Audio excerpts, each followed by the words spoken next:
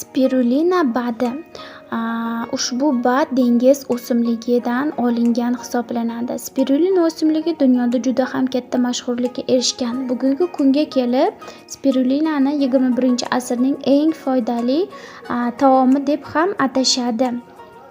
Bu mo'jizaviy o'simlikning foydali tomonlari haqida bilib olamiz. Organizm uchun mikroelementlarga boy bu o'simlik Yerda 3,5 milliard yil avval paydo bo'lgan ekan.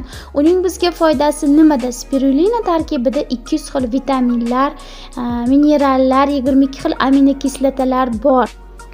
Juda katta miqdorda temir moddasi, C vitamini, D vitamini, E vitamini, K vitamini, biotin ya'ni H vitaminlari bor. Kalsiy vitaminga juda ham boy, magniy bor va hattoki yod vitamini ham bor. A vitamini ham bor. B vitaminining hammasi tarkib topgan ushbu spirulina badi tarkibida Mendeleyev jadvaldagi barcha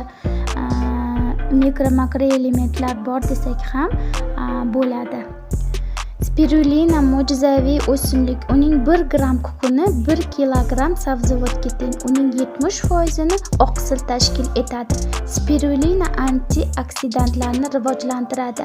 Antioksidantlardan rak kasalliklarini rivojlanishini oldini oladi va DNKni himoya qiladi.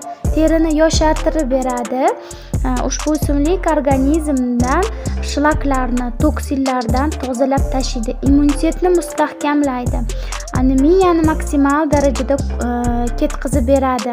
Ya'ni gemoglobinni oshirib beradi. Ko'z salomatligini va ko'rishni yaxshilab beradi. Spirulinaning ozuqaviy qiymati kuchli bo'lganligi uchun u energiya manbai hisoblanadi. Bolalarda gijjani tushiradi va juda ham zo'r suyaklarni mustahkamlab, bo'yni o'stirib beradi. Oshqozon va ichaklarni ishlash jarayonini yaxshilab, oshqozon-ichak gastritini tuzatib berishga, davolab berishga yordam beradi. Spirulinani davomiy iste'mol qilsangiz ham bo'ladi.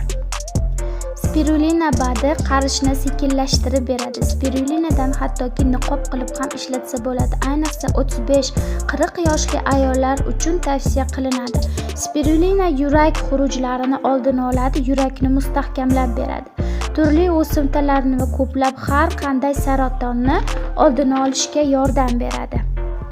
Spirulina badining yana bir ajoyib xususiyatlaridan biri ovqatdan oldin iste'mol qilsangiz ozasiz, ovqatdan keyin iste'mol qilsangiz semirasiz.